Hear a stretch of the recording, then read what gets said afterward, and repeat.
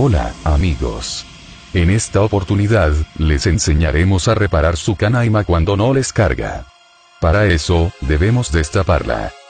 Si quieren aprender a destapar la canaima, con gusto les enseño en otro video. Pueden usar un imán, o una corneta, para no botar los tornillos.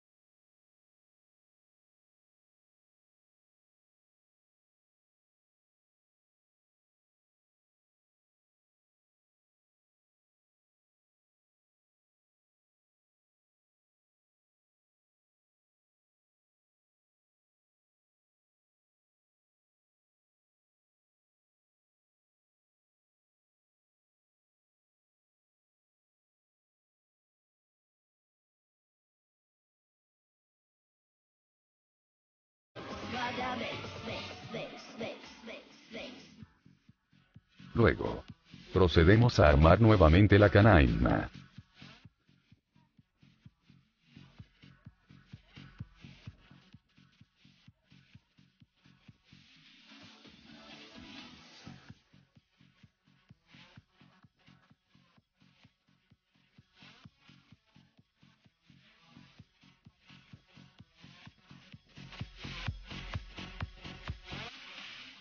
I'm bringing booty back.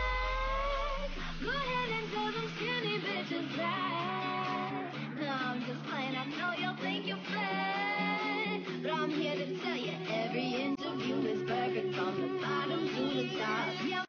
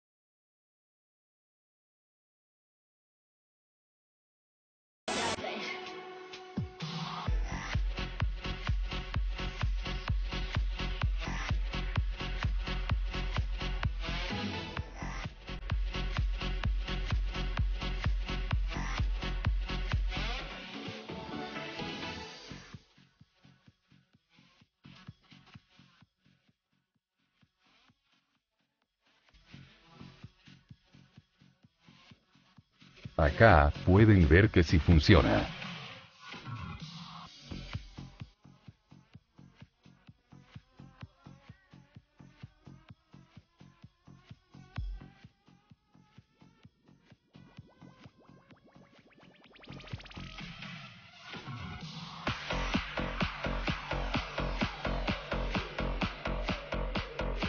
Esta es una tarjeta madre de una canaima letras rojas.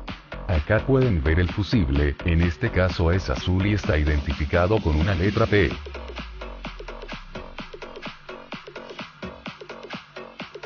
Bueno amigos. Eso fue todo, suscríbanse y denle like.